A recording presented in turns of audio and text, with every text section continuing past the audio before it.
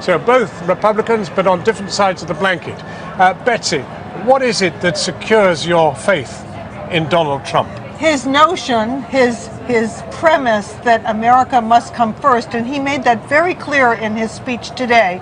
Buy America, make it in America, put America first in foreign policy. The rest of the world may be apprehensive hearing this, but American workers want to be put back to work. Tara, it sounds quite attractive.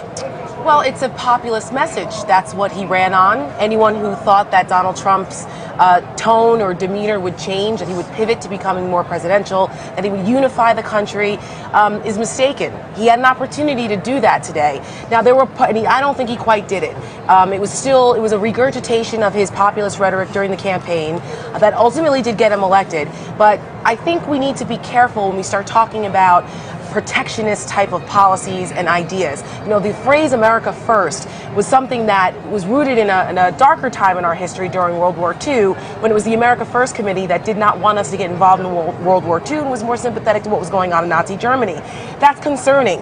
That's a legitimate association, which I repudiate entirely. That's history, and I'm sorry if you don't like it, but that's where Donald Trump got it from. To try to associate Donald Trump with Nazism or sympathy with Hitler he chose just the phrase. Outrageous. He's saying America first because American auto workers want to be put back to work, and he's already put Ford, Toyota, and BMW on notice that if they want to sell cars in this country, they better make them here. By offering hard tariffs and threatening Germany to put 35% tariffs on cars there. Protectionist policies don't work in trade. Just ask Herbert Hoover. We saw what happened when we tried to do that. My father worked manufacturing his whole life and got put out of work by these kinds of global economic theories. And how is Donald Trump going to bring them back? They sound great. How is he going to bring them back? He's already bringing them back. But here's the problem. 80% of the jobs, the manufacturing jobs in this country, left because of automation and other issues. No, that's not true. Barack Obama claimed that, which is why he failed. That's not true. And Donald Trump is offering a Ford false promise and to folks Toyota have already said they're bringing plants back to the United States. Let me just suggest something that the two of you are illustrating,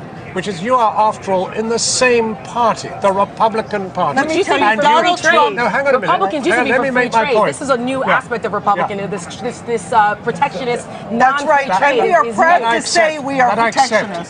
But there is division in America, and we thought it was right and left, or maybe Democrat and Republican, but it's now between families. The Republican family is burnt asunder. Let me make it clear that Donald Trump said today he chastised the entire political establishment, not just the Democrats and Republicans. The people who have ruled in this city behind you have not looked out for the American public. They've looked out for themselves. When you were Lieutenant Governor of New York State, yes, big industrial state too, did you look after the workers? Yes, I did. And I want to tell you that I found the ethos of the political establishment in Albany as well as in Washington, D.C. revolting.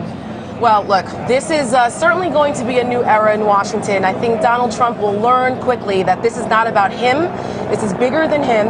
And as President of the United States, he's going to have to learn how to govern. This is more than just catchphrases and rallies. He's going to have to learn how to govern. And we have a Congress and branches of government that bring that kind of balance. And in order to accomplish those things, he's going to learn that it's more than rhetoric. And I don't know that today he did that. And it's something else that concerned me is I didn't hear one word about the Constitution and swearing allegiance to the Constitution of this country. He did swear he swore allegiance to the people, which is populist, and that could be problematic. Authority. Populist movements can be problematic, and nationalist ones can be too. How is this country going to be brought together? Well, I think it's going to take a little while. Obviously, you see that Donald Trump comes in with a low approval rating, unlike his predecessors. It's down in the late, 30s, 40s. It's going to come from him. He has to take that. He is now the president of the United States. He had yet to do that. He squandered those opportunities. Will bring this country together. The middle class is disappearing because the jobs have been taken overseas. Bad trade deals, bad tax policies. All that's but true. I've asked a question, which is how this country is going to be brought together. Now, that place over there, that Capitol, has Republicans and Democrats. That's right. But what you two are illustrating is even the Republicans are split. And if those splits exist, how is he going to take the program through? Well, let me tell you, Donald Trump is going to have a lot of support from the Democratic Party. He won big Democratic states in this election, what we call Rust Belt states in this country. By a whisker. Well, he won them. Union workers who were fed up with losing their jobs and being 0.25% overtaxed. of the vote It in only takes Wisconsin. one extra vote. Don't diminish it. Don't forget he won the popular vote. But Donald Trump That does not have. that He doesn't does not make you have a core. president. The Electoral College Donald Trump does. doesn't have a core set of values. This is what concerns a I mean, lot he of lost the Republicans on presidency. my Shocking side. thing to say. No, he doesn't. He goes whatever way the wind blows. That's what a Not true. populist does, and he's demagogued issues. So now he has to put that into play, and I don't know how he's going to do that. One week it's going to be, we're going to go with what Democrats say. Another week it's going to be, maybe No. Republican. He's going to have a core set of issues, because when the tough decisions need to be drawn, from where does he That's get it. that Few strength? experienced politicians would say that core values are what separate Republicans and Democrats. The fact is, most of the people who have spent their lives in that Capitol behind us have very few values, and that's why Donald Trump was elected.